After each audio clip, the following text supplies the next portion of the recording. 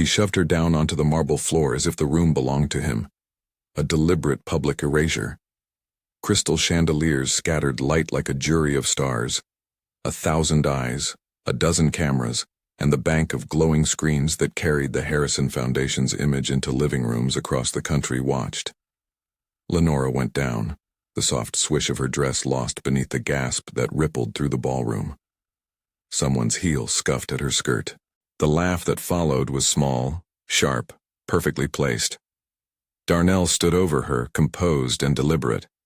Candace smiled, the practiced smile of someone who'd learned to move through rooms the way wind moves through curtains, everywhere and yet unseen. Beverly, with her pearls and cultivated cool, clapped slowly, the sound like a metronome measuring her approval. For a moment the world narrowed to the hollow thud of Lenora's fist against polished stone, and a pendant skittering across the floor, flashing an engraving at the edge of the light. The pendant caught the light, and for one fraction of a second it was a lens, refracting more than brightness. It showed names that meant nothing to most of the crowd, but to one man in a nondescript navy jacket, it was a signal. Mr. Wilson, head of security for the Harrison seat, bent without drama. He always bent without drama. He picked it up as if it were nothing more than a dropped thing, then he turned it over. There was a tiny seal on the back, 2 initials, an emblem, and a chain of micro-punched numbers the way an old ledger carries the memory of transactions. Wilson's throat moved. He felt the old duty rise in him. The duty to look, to read what others allowed themselves not to see. He slipped the pendant into the pocket of his jacket and walked the photons of applause right past him, straight to where Gregory Vincent sat under the soft wash of auditorium stage lights. Gregory did not move his eyebrows. He had learned in 3 decades of trusteeship how to let the room make its own noise and only answer the questions that required it. He watched Lenora as she pushed herself up, a small, dignified movement, and he watched the shadow of the woman in the doorway. No, the shadow of the woman she would become, shift like linen in a draft. He reached for his phone. He typed a single word and sent it to a line reserved for emergencies. The message was a code, a key, an instruction to open a file others assumed was closed. The line flashed back. Acknowledged. Somewhere on the perimeter, Lenora's hand curled around the pendant again and the weight of it steadied her. For years the medal had been a private thing, a gift from Ruth Harrison with a phrase etched into it in a handwriting no one in the room could read.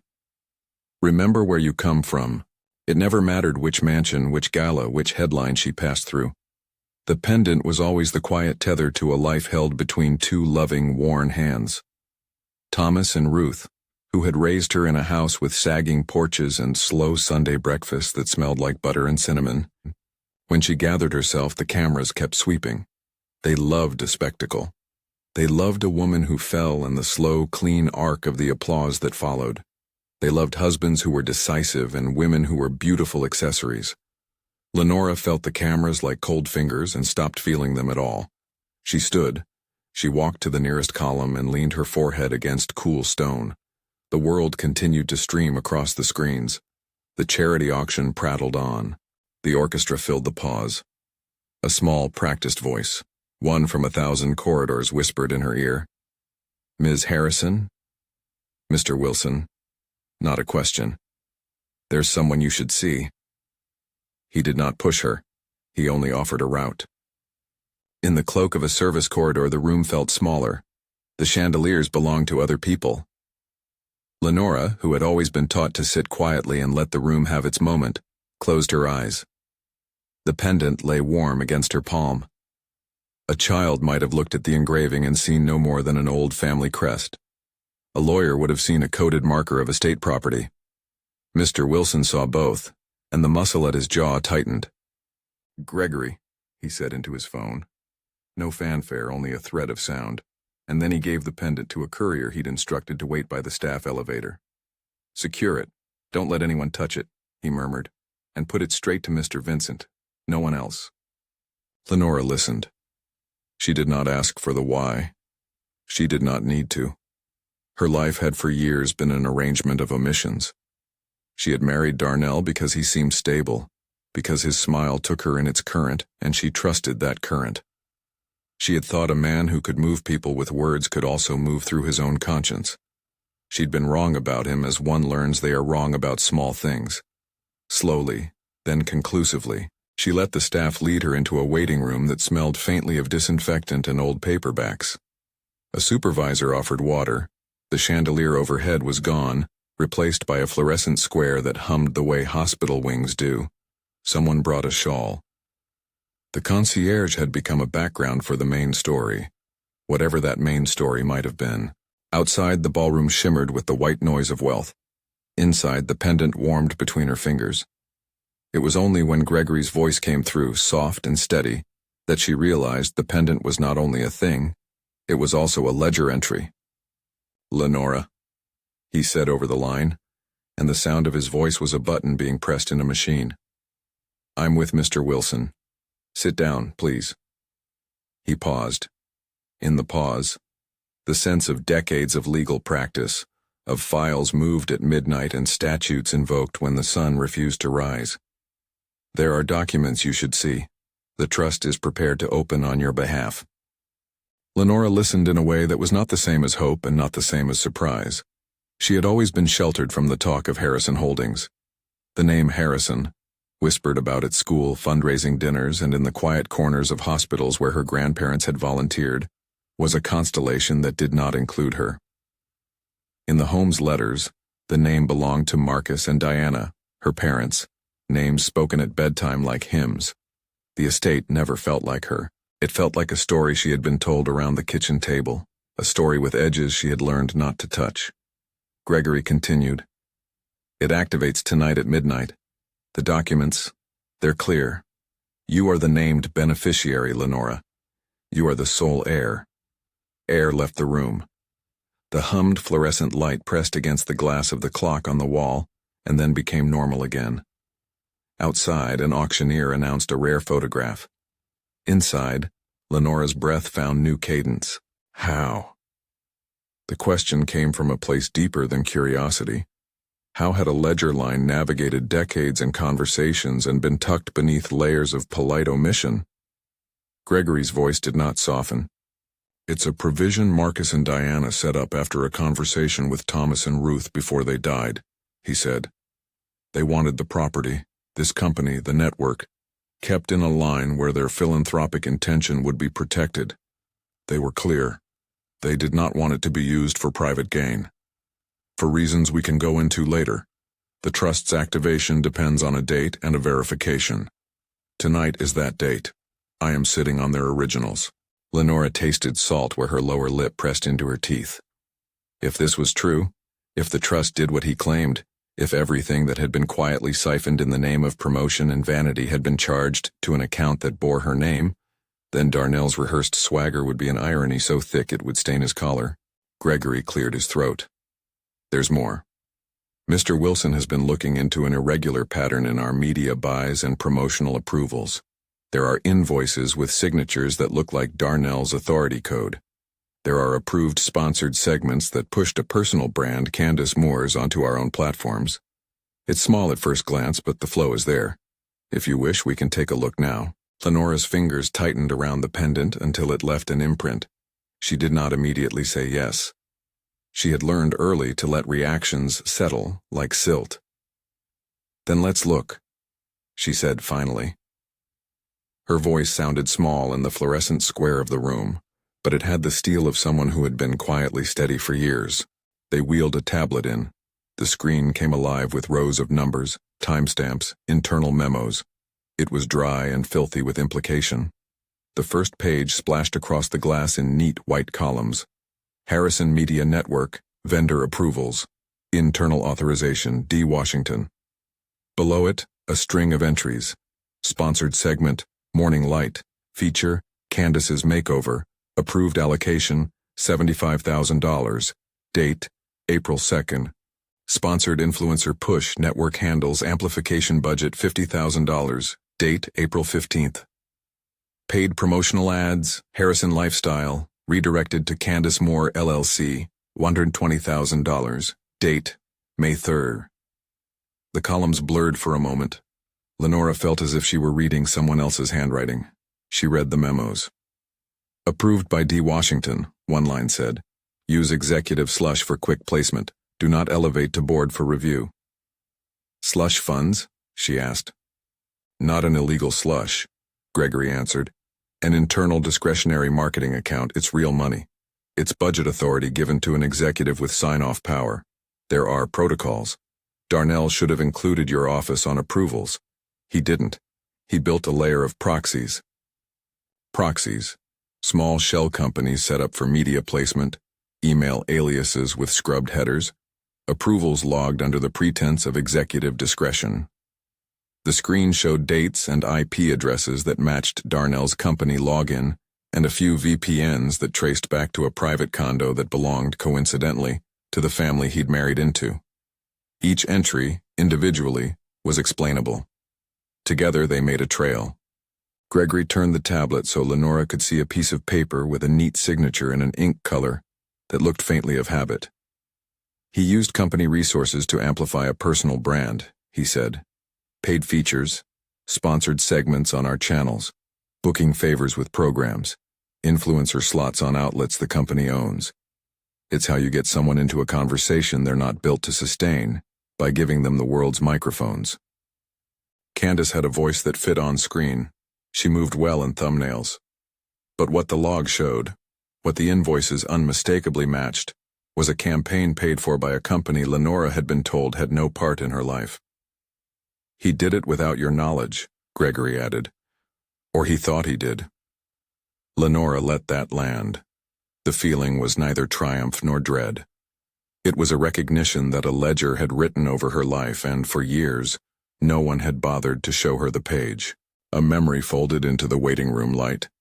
Thomas on the porch, a battered Bible closed across his knees, leaving an afternoon bird call of lessons she had learned by example.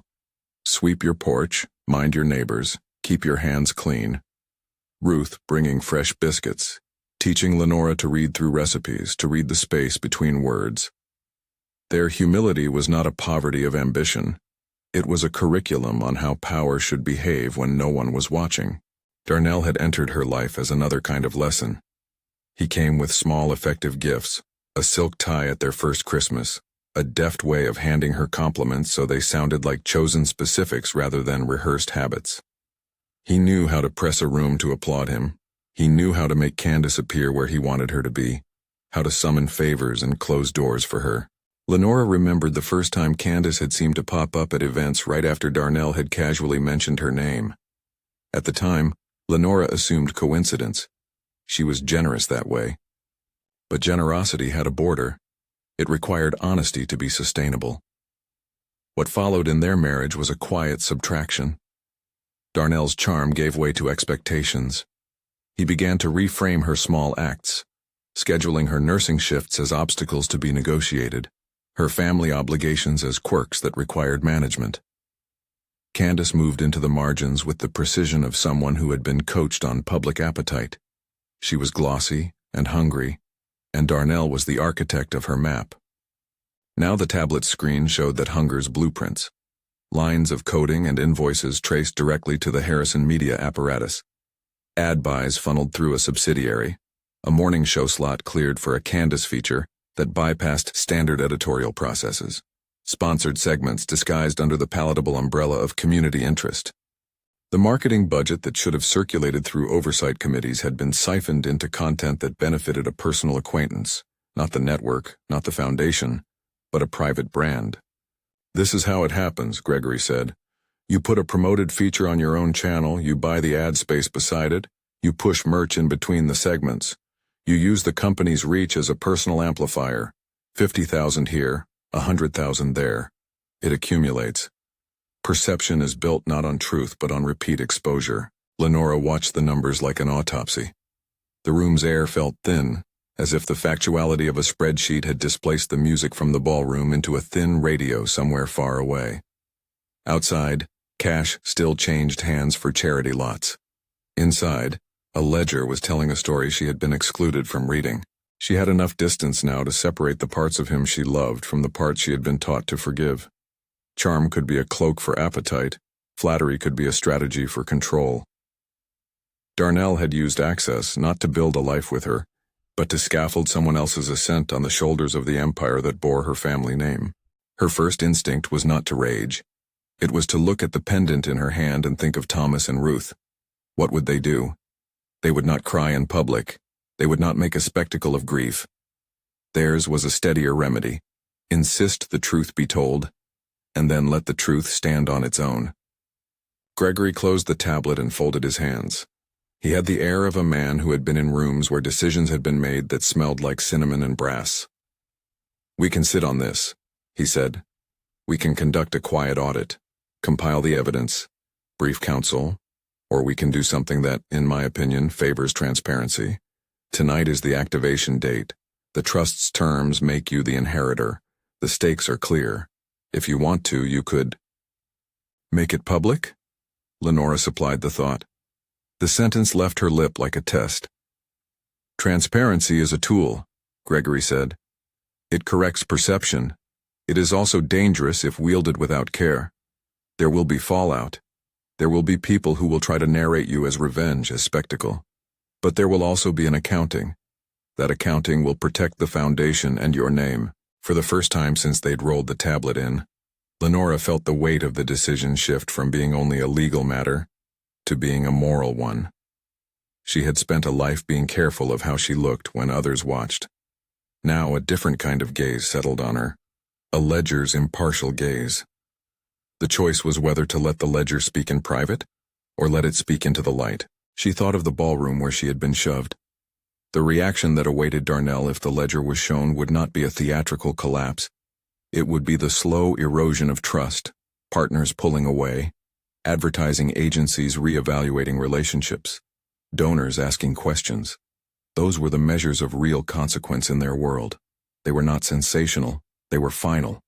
Lenora looked at Gregory and then at Mr. Wilson, who stood as if he were an instrument rather than a person, steady, unremarkable, necessary. The man who had bent to pick up the pendant had the look of someone who had been keeping a ledger of his own. The names of employees who had been kind, the faces of donors who had tipped their hands. He was a witness. He was willing to be one. "Tonight," Lenora said finally, and there was in her voice the clarity of someone making a precise incision. "I want the truth told. I want it to be me who says it." Gregory's mouth tightened with something that could be called respect. "Very well. We will prepare. We'll bring the documentation. We'll ensure counsel is present. We will show the trust instruments and the corporate logs. We will make sure it is hard to misinterpret." "Will this? Do I need to appear?" Lenora asked, thinking of a woman on a pedestal. "You can appear however you want," Gregory said. "Appear as yourself. There is power in not performing for the room." Lenora squeezed the pendant. She thought of Thomas and Ruth and the kitchen table and the recipe cards with stains at their edges. She thought of the quiet charity work, free clinics her grandparents ran in the summers, the textbooks they left in a second-hand pile on the church steps. This was not a moment to be performed. It was a moment to set the ledger right and to let the consequences follow the evidence. Outside the corridor, the gala continued. Wine beaded at the lips of donors, the auctioneer's cadence like the weather. Lenora felt the world tilt gently and then right itself.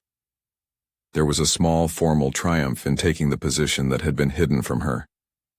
If the trust documents said what Gregory said they did, then she would be the steward of an $80 billion media empire, not a fortune conjured for spectacle, but a set of platforms, newsrooms, and distribution channels that shaped what millions saw every night. The scale of it registered numbly. The number itself felt abstract until it became a responsibility. She did something she had not done in years. She allowed herself to breathe in without apology. She sat up straighter. There was no audience here but the three men and the sterile clock. That felt sufficient.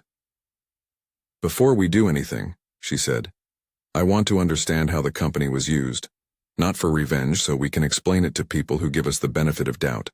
Show me the archives, the logs, everything." Gregory nodded. "We'll pull the audit trail. Forensic logs, email headers, invoices, contracts, especially the ones that cite discretionary approval. We'll have counsel prepare a neutral statement. And we'll have security prepare the footage of the incident in the ballroom you just exited. There are witnesses, there are records. Mr. Wilson folded his hands behind his back. I managed the feed in the ballroom, he said. The motion camera caught the shove. Its time stamped and backed up in our server. I flagged it the moment after it happened. He did not look triumphant. He did not look vindicated. He simply acknowledged the work. Lenora imagined for a moment, the video finding its way onto screens that had once shown her in a child's uniform handing out flyers. She imagined the camera's impartiality, the way it did not care about storylines, only about frames. And then she thought of the ledger, the document that accounted for money and decisions. Do you want me to speak tonight? She asked. Gregory gave a little smile, seasoned and dry. That depends on what you want the night to be. If you speak now, you'll be speaking before the trust is formally registered by the public record. It is possible to give a statement and then let the legal teams make the rest airtight. Or you can make a neutral appearance and then at midnight oversee the activation. Lenora closed her eyes and saw her grandparents' porch again, a rocking chair, sun-washed and faithful. The world they had shown her was not about power for its own sake. It was about stewardship, about the way influence could be used to put books in hands and meals on tables. She imagined the Harrison networks, the editorial rooms and volunteer programs, used as tools for service instead of private amplification. If it is done at midnight, she said, then do it right. No theatrics, no chest beating. Let the documents speak. Let the truth be clear. Gregory inclined his head. As you wish. A hush settled on the corridor. The hum of fluorescent light filled it like distant applause. Lenora rose and brushed a non-existent crumb from her cuff. The pendant lay warm in her palm, heavy not only with metal, but with implications. She felt the weight of names, of obligations, of a $80 billion apparatus that could be used for many things, some noble, some sordid. She thought of Candace, her smile which had thrived on the projection of light, and of Beverly, whose social geography had taught her to read rooms before she had learned to read people. She thought of Darnell, who had used control as a method and entitlement as a pillow. They occupied a single layer of the world she had been given. There would be consequences. Jobs lost, ties severed, reputations unraveled. That was not what she wanted most. What she wanted was the proof in the ledger, the accounting that showed how decisions were made. The rest would be an unfortunate but necessary corollary. When she stepped back into the ballroom later that evening, Gregory at her side, counsel in a quiet cluster by the back door, people bowed as if she were a woman of some heralded adultness. They did not yet know she would be the instrument of correction. They assumed, as most people assumed, that the woman returning to the floor of the room was only there to pick up the pieces of a social misstep. A voice from a camera asked the question she had anticipated. Ms. Harrison, are you all right? Lenora smiled without surrender. I am, she said. It was true in the way a person can be true when they have decided that clarity will cover the rest. She could have said more. She chose not to. The room loved a soundbite, and she was no longer willing to be one of its consumable moments. After the brief statement, she stepped aside and let the gala proceed. The cameras panned and loved and moved on. She walked through the throng, and at the edge of the ballroom curtain she saw Candace laughing with a producer. Darnell's hand rested like a claim on her back. Beverly smiled with the ease of people who had never been asked to account for their pleasantness. Lenora felt the gaze of 1,000 expectations settle on her shoulders like a cloak. She did not shrug it off. She embraced the weight. That night, alone for the first time in a long while, she sat at a small desk in a guest suite in the back of the manor-turned-holiday venue and opened a small envelope a member of staff had given her. Inside was a stamped, folded page with a header she had never expected to be tied to her name: the Harrison Family Trust. The paper smelled faintly of the kind of ink that had been used by people who set instructions that lasted beyond their lives. Her thumb traced the seal. The words on the page were exacting and simple.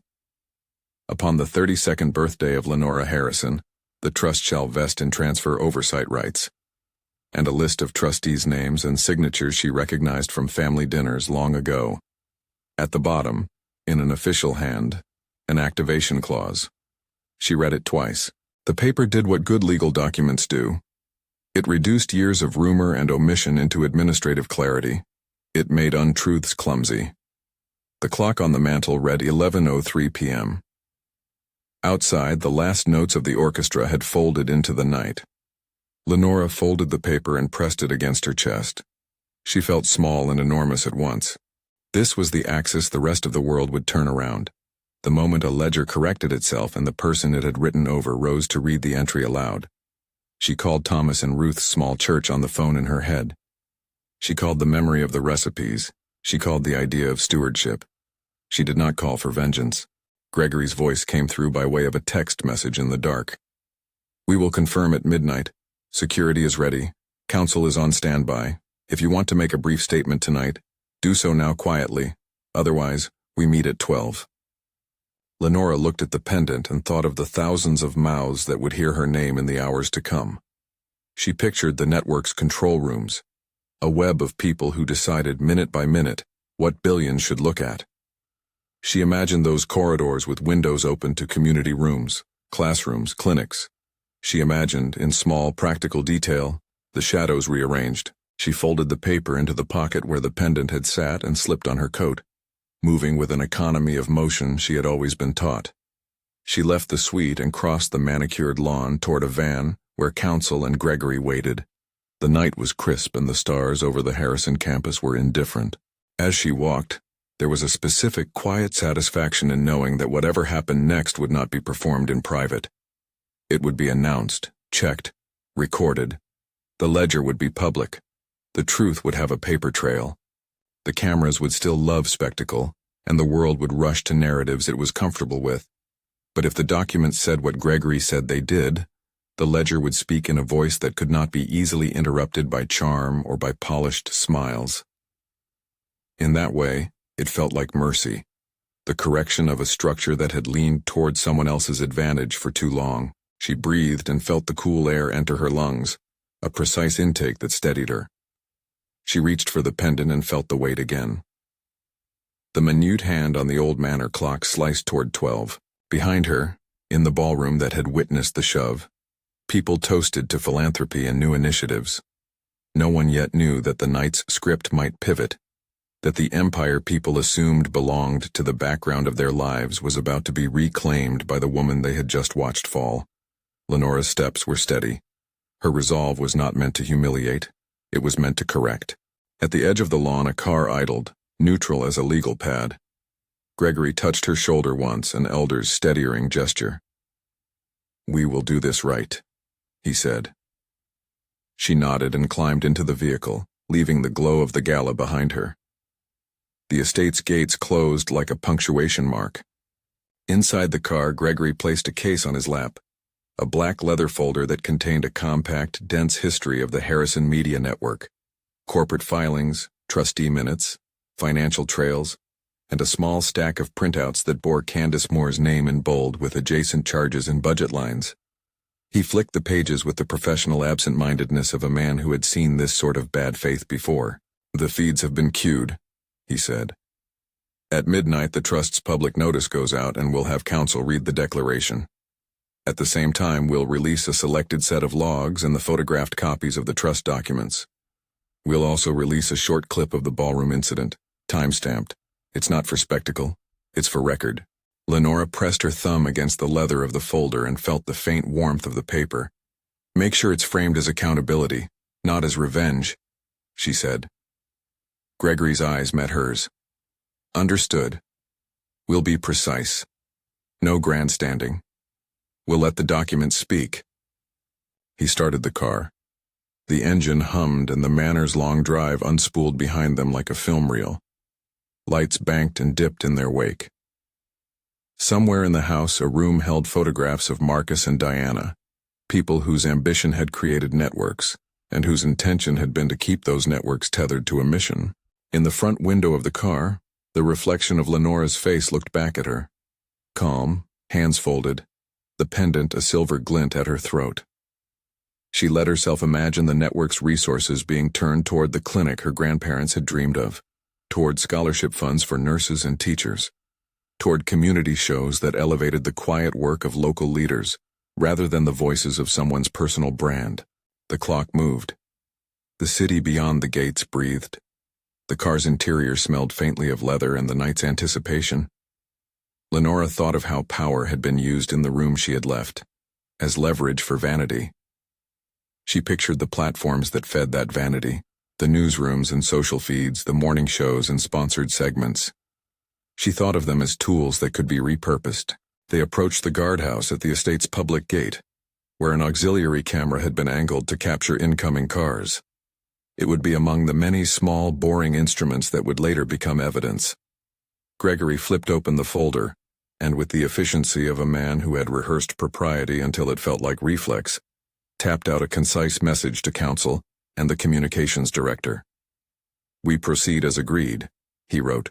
The message traveled in a small, secure stream toward inboxes that had no idea their owners would be on the world stage in an hour. In the car's silence, Lenora folded her hands in her lap like someone closing a book at the end of a chapter. The book's pages had been given to her.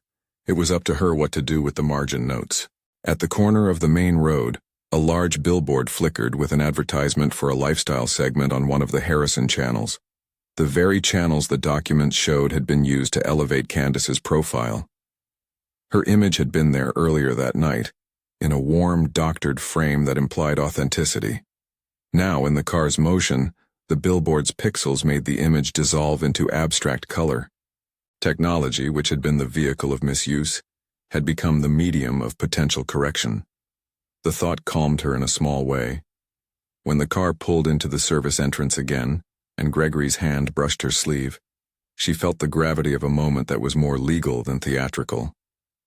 "Make no promises," he said quietly, just below the threshold of counsel's arrival. "Speak to the truth. Our evidence will do the rest." She thought of the children the foundation could help, the books that could be funded, the clinics that could be strengthened. If the trust activation passed as expected, the empire, a network valued at $80 billion, would be hers to steward. The number in the public filings was not a fortune to hoard. It was an infrastructure to mobilize. She understood with a clarity that did not need celebration that wealth is only a capacity. It can be used to build stages for vanity. It can be used to build houses that shelter the lonely. The ledger made choices visible. She wanted to make the right ones. The clock slid toward midnight. In the back of the manor, someone switched off the audio feed in the ballroom for a publicity break. The auctioneer counted bids like a metronome.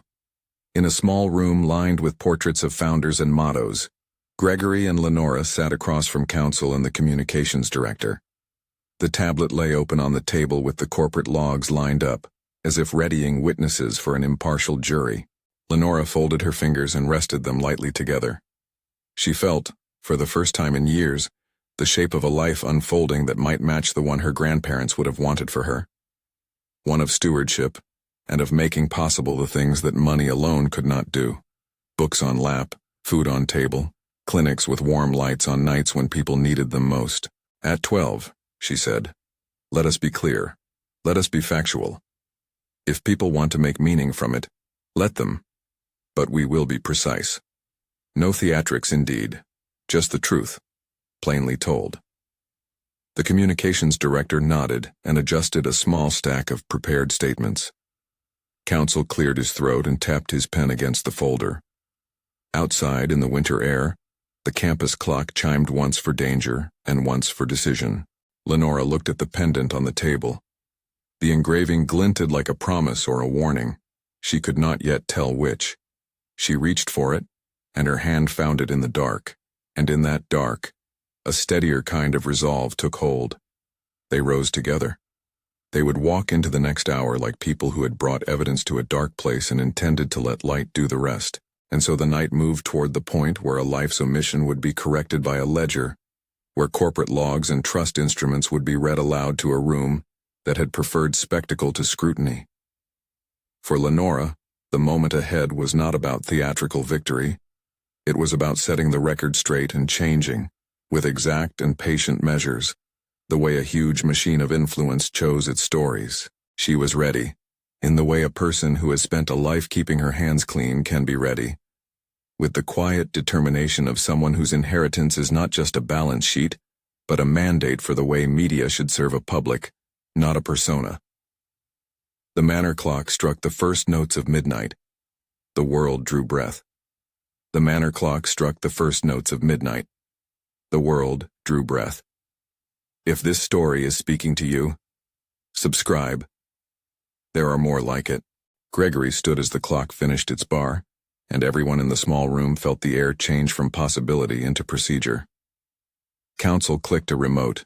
The room's monitor woke and filled with the municipal seal that made things real. A prepared statement scrolled at the top of the screen, the trust activation notice notarized and time-stamped. Behind it, the communications director had cued the selected evidence. Snippets of corporate logs, photographed trust pages, and a single, tightly edited clip from the ballroom feed. Lenora did not look at the cameras. She looked at the people at the table. Gregory, whose face had the flatness of someone who had seen too many paper battles and resolved them with patience. The counsel, whose lips pressed like a hinge before he spoke. Mr. Wilson, who had the unshowy steadiness of someone who understood proof could become mercy when wielded honestly. She breathed as she had learned to, quietly, as if inhalation itself was a kind of discipline. Counsel read the declaration. His voice was measured and unemotional. That was its force. He read the clause activating the Harrison family trust, the line that made Lenora the named beneficiary and the steward of the Harrison Media Network, a collection of platforms, studios, and distribution channels collectively valued and structured as an enterprise with an $80 billion market footprint. He read the trustees' names and the legal scope granted them, to secure, to steward, to preserve the philanthropic intent of Marcus and Diana Harrison. Then Gregory asked the communications director to run the selected logs. The screen shifted. An invoice appeared as if under a microscope, each line highlighted in a calm blue. Harrison Lifestyle, sponsored segment, approval, D. Washington, $120,000, date, 0503, authorization code, DWEX. Beside it, an email header with the timestamp and an internal alias that masked its origin. Beneath that, a vendor remittance showing funds rerouted to a company named Candace Moore LLC, and a small series of payments routed through a subsidiary account labeled HML Discretionary. Lenora watched the lines as if they were a map. Gregory tapped the slide. A forensic printout followed. IP logs tracing interface approvals to an executive access point, timestamps that matched Darnell's logins from his office and, sporadically, from a private condominium whose billing address matched his mother's social club. Each line was a nudge toward the same conclusion. Each line made the ledger speak with a cadence no rumor could mimic. These are internal approvals, the counsel said. They show discretionary use of authorized funds on behalf of private interests, routed through company channels. We are releasing them not to punish. This is not the role of a trustee, but to inform stakeholders and to protect the integrity of the network and the foundation. The communications director brought the final piece up, a brief clip from the ballroom feed. The footage was time-stamped, and Gregory had insisted it remain unaltered. It showed Darnell's hand at the moment it struck. It showed Lenora's fall and the way a dozen pairs of shoes blurred as the room reacted. The clip did not teach viewers what to feel. It simply recorded what had happened. The footage looped for a moment and then stopped. Silence sat like a physical thing. It was not the kind of silence that braced for scandal as spectacle. It was the hush that follows when a ledger has been read aloud and the world recognizes a new entry. Outside, the gala's broadcast feed had already been interrupted. Overnight channels, alerted by the communications team and counsel's secure line, began to shift. The trust notice went up on the corporate site. The communications director sent a concise package to major partners, the notarized trust activation, the selected invoices, and a short neutral statement drafted by counsel outlining the steps the board would take to secure operations and to begin an independent audit. The immediate corporate mechanics were as precise as a surgical incision. The board convened by remote link. Within 20 minutes, the chief financial officer, in consultation with counsel and Gregory, ordered an administrative freeze on discretionary marketing allocations pending investigation. IT forensic teams moved to isolate the accounts used to approve the suspect's spends. Access privileges associated with Darnell's executive credentials were flagged and temporarily suspended. Human Resources placed him on administrative leave pending an internal probe. Vendors who had received remittances were notified and asked to hold on further processing pending instruction from counsel. The process was bureaucratic and final, in the way legal and corporate mechanics often are. Procedural, with consequences that unfold like a sequence of dominoes. Darnell found his feet before the assembly of the press. He looked more like a man whose map had been misread than like someone plotting a defense. "Those invoices were approved in my capacity as an executive with sign-off authority," he told the cameras, voice edged with the practiced calm of someone who'd led meetings and deflected criticism. "I have always acted in what I believed were company interests." The forensic slides did not argue nuance. They presented signatures, IP addresses, and vendor remittances. They showed that marketing budgets had been diverted into discrete segments that benefited a private brand. They showed that promotional slots on Harrison networks, morning show spots, lifestyle segments, and sponsored social pushes had been reserved without standard editorial review. Candace's face was a study in varnished composure. She had practiced brand resiliency as carefully as she had her smile. But reality, when it is folded into contracts and printed ledgers, tends to make artifice creak at its hinges. Producers who had booked her for unrelated appearances received counsel's outreach within the hour. A clear request to pause collaborations pending the outcome of an independent audit. Brands that had paid for social promotions quietly inquired about refunds. The ecosystem of attention that had buoyed Candace's ascent was suddenly beholden to legal calendars not to favor. Beverly moved through the first moments differently. She attempted the easy, aristocratic indignation, a clipped, scolding statement about accusations and timing. But the society pages moved quickly. The same phones that had once tipped her to guests' arrivals, now unfriended members who worried about their own reputations. People who kept silence to protect a gossip economy had reasons of their own to step away. The social temperature rose in predictable ways. Hashtags circulated, opinion pages offered quick moral arithmetic, but the corporate response was not theater. It was a set of procedural protections intended to preserve the company's function. Gregory, in the role of trustee, insisted the approach stay that way. "We seek accountability, not vengeance," he said repeatedly. "We will preserve the trust's philanthropic purpose. We will not weaponize this platform." Lenora gave a brief statement at 1 in the morning. She walked out to where the cameras waited, but she did not step into a spotlight. Her words were short and carefully tempered. "The trust documents are authentic and binding," she said. "They have instructed that stewardship be exercised transparently and with care. I will do that. I will not turn this into spectacle. I will see that our platforms honor the community we serve." She did not say Darnell had misused the company on her behalf. She let the documents do that work. That was a decision as much ethical as strategic. The ledger would speak, and its clarity would protect the foundation and the cascade of people whose livelihoods depended on an institution's measured stability. In the hours and days that followed, systems did what systems do. They created consequences. The board established an independent audit committee, tasked external counsel to oversee forensics, and appointed an interim CEO with a reputation for newsroom ethics. Vendors and agency partners were notified. Several large advertisers paused planned campaigns until the audit's first tranche was published. Contracts that had granted Darnell discretionary sign-off were reviewed. Where they had been used to authorize non-operational spending, counsel recommended rescission and restitution where possible. Darnell pushed back in interviews and in private calls. He claimed plausible deniability, that approvals had been routine executive actions, that discrete ad buys were standard practice. The forensic traces were stubborn. Email chains showed him copying aliases and using shortcodes that, in aggregate, formed a pattern inconsistent with ordinary use. The IP logs showed authorizations issued during hours when he was not in his office, and payments bore routing paths consistent with private remittance accounts. Each time he tried to explain, evidence reasserted itself. Candace found doors closed that once swung open. Her agents scrambled. Producers apologized. Partners distanced. The network and foundation did not pursue criminal charges in the early days.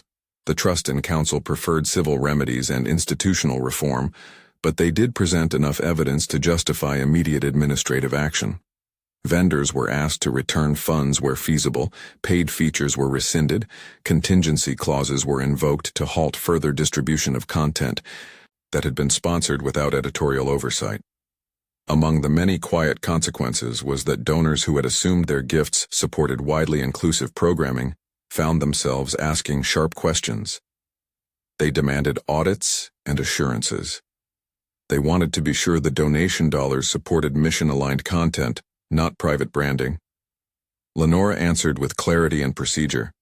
She commissioned an independent audit, promised transparency, and announced the creation of an oversight council comprised of journalists, community leaders, and donor representatives. She did so not to perform for optics, but to ensure the network's future would be bounded by accountability and public service. In social spaces, people took sides as they always do. But in the quieter corridors of power, law firms, vendor desks, underwriting departments, decisions were more practical. Contracts were reviewed, access was revoked, accounts were frozen. The machinery of corporate life ground slowly but inevitably toward recalibration. Mr. Wilson, who had bent to pick up a pendant, became a quiet public witness. He spoke to counsel, to the auditors, and to the investigators who came to the campus.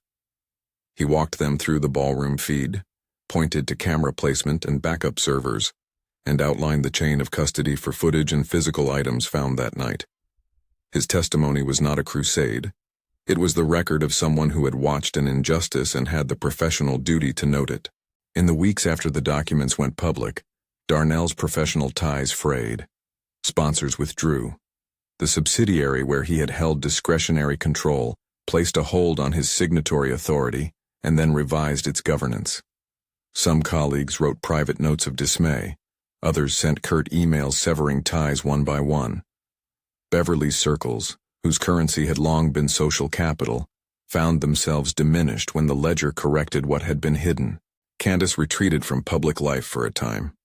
She issued a statement of contrition, an acknowledgement that she had benefited from exposure without always understanding its origin. She pledged to return funds where they could be returned and to step back while the audits ran. Whether that contrition would hold or be merely a public posture remained to be seen. The network's work to reorient itself was unaffected by individual gestures. A structure had been corrected. Stewardship would be the long task.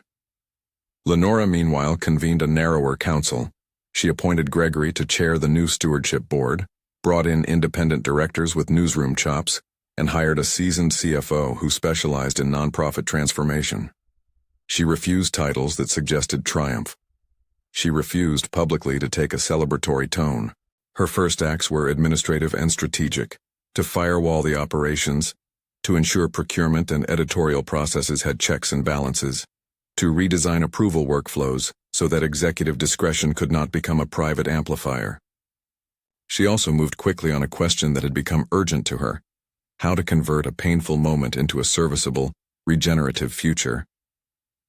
She established 3 immediate initiatives: the Ruth and Thomas Harrison Community Clinics, funded by an initial set of unrestricted grants earmarked for surging community healthcare needs; the Harrison Media Fellowship, a program to train local content creators from underrepresented neighborhoods to use the network's resources to tell their own stories; and a scholarship fund for nurses and teachers in the names of her grandparents. None of these moves was theatrical. There were press releases, of course, but more practically there were budgets reallocated, committees set up, and small teams dispatched to community centers to listen before deciding how to air programming that would matter. Lenora insisted on listening tours.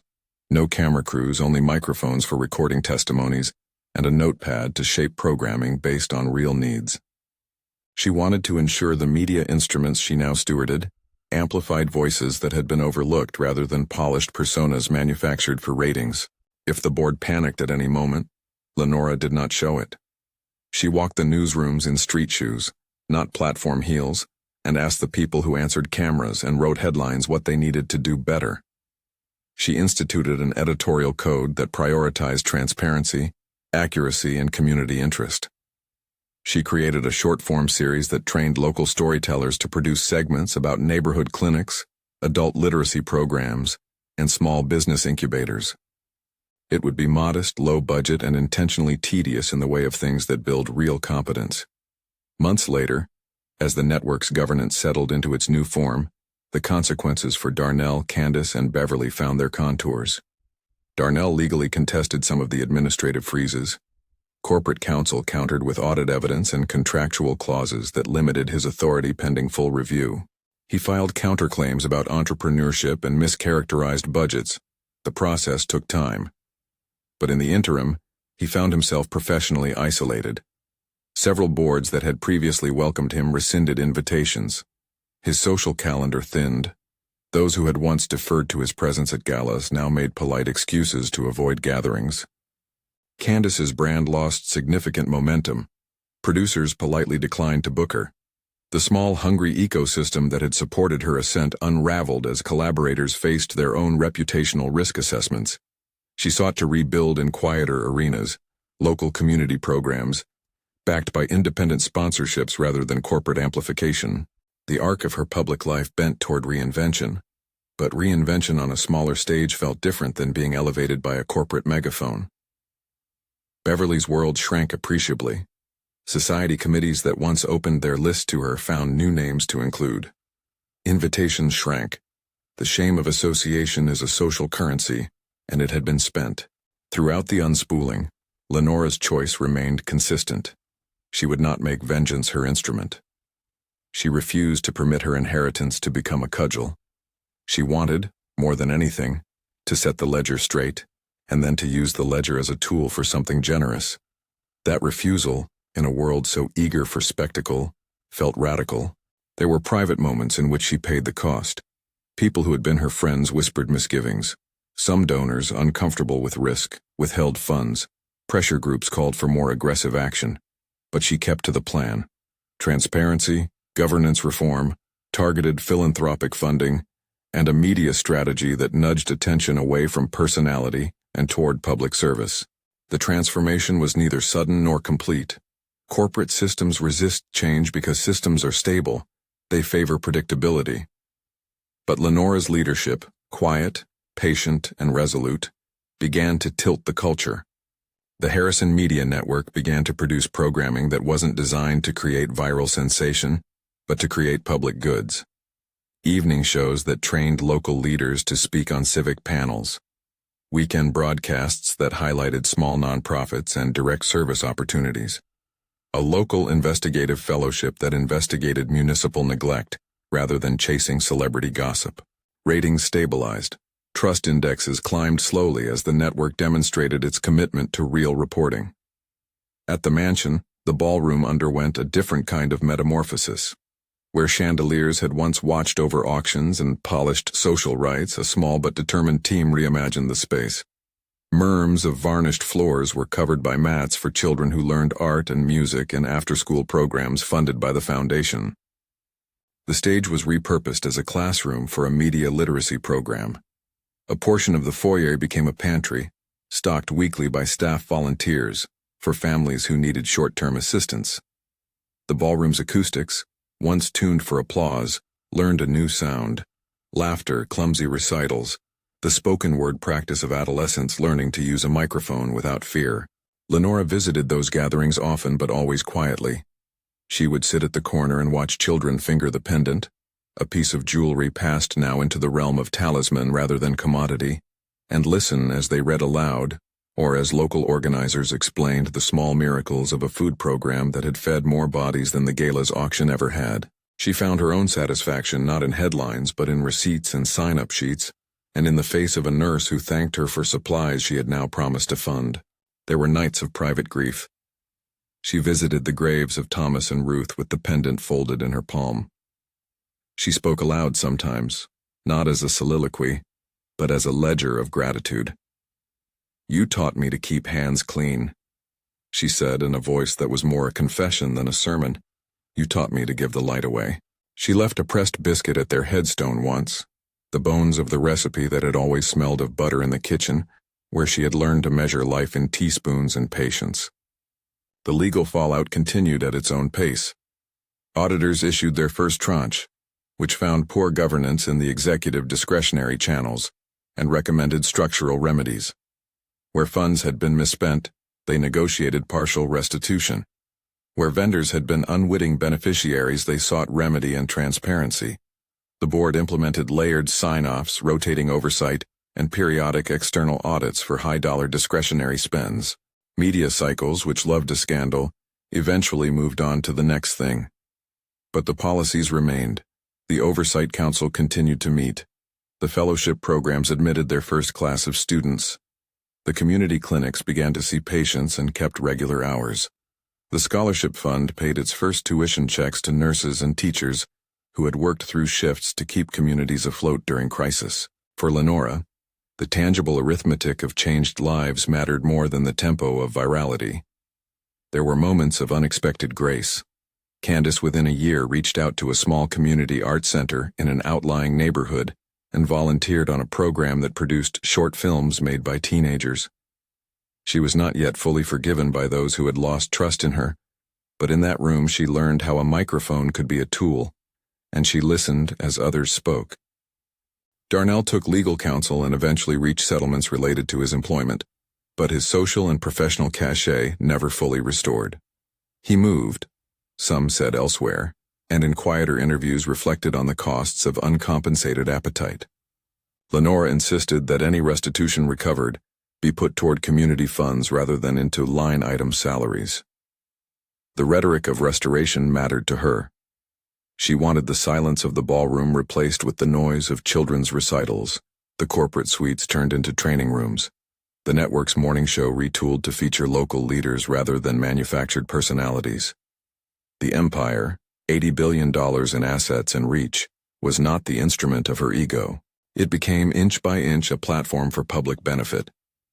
Months later, the mansion's ballroom hosted a community fair that was modest in scale and enormous in consequence.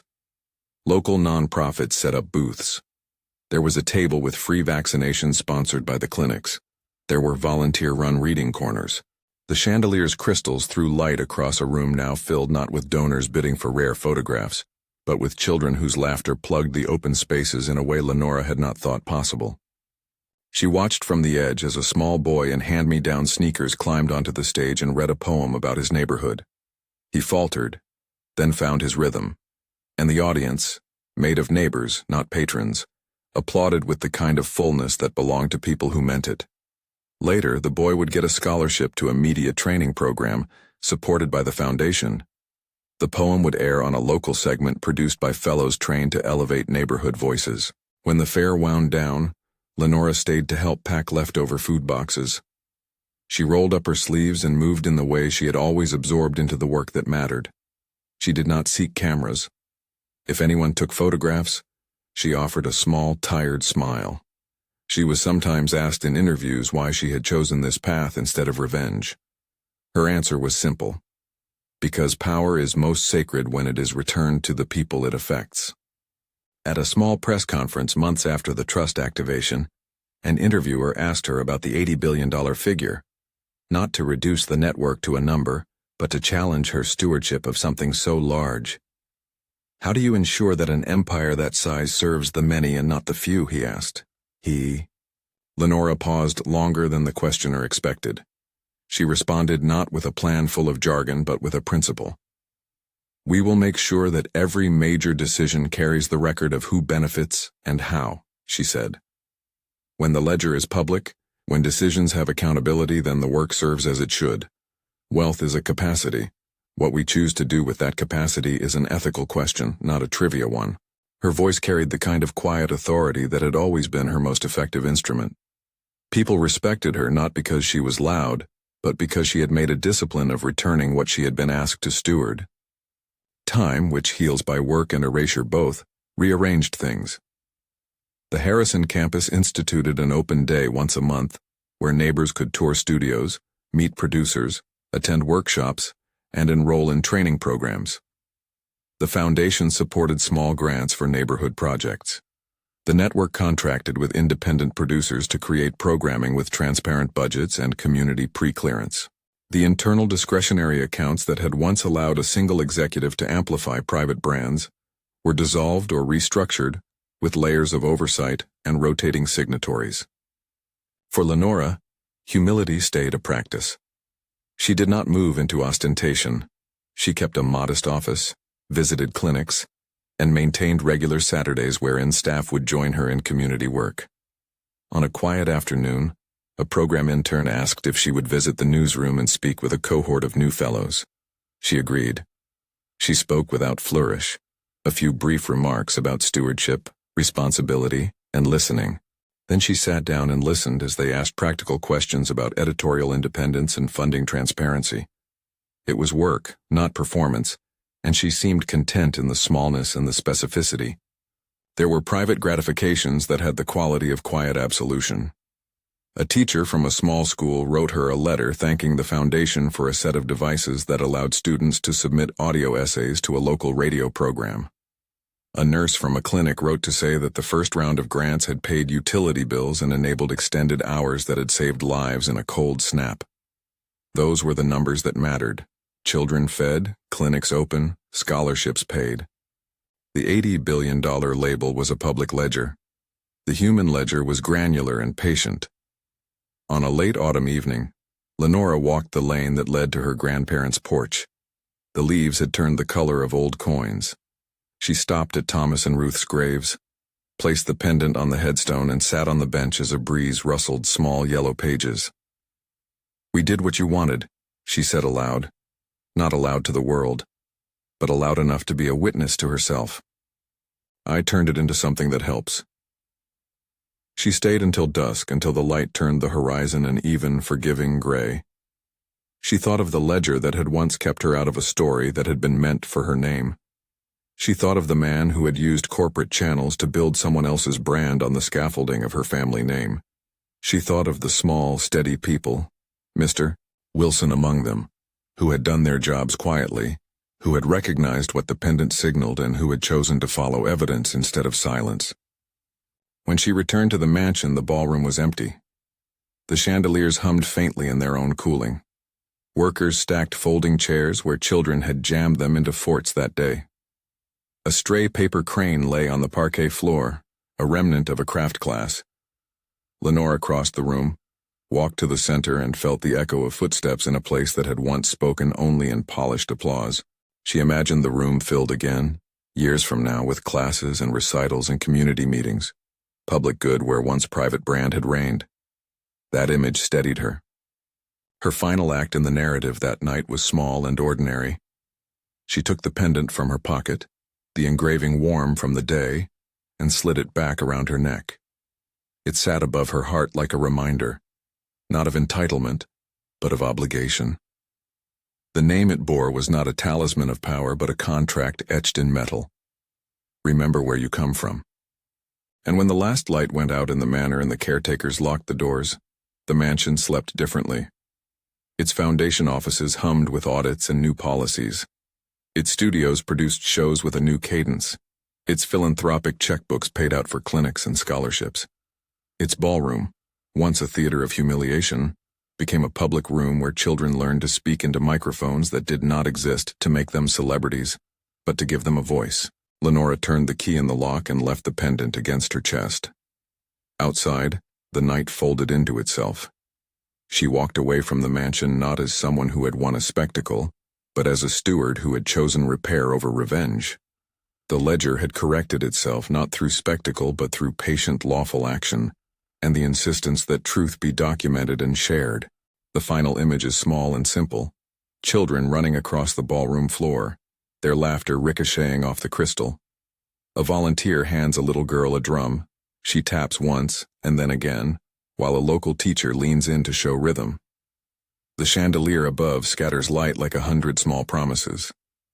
Lenora watches from the doorway, a quiet figure, and she smiles not because she has been vindicated, but because what she had was now being used for something larger than herself. If this moved you, share your thoughts below. How would you steward power if it landed in your hands?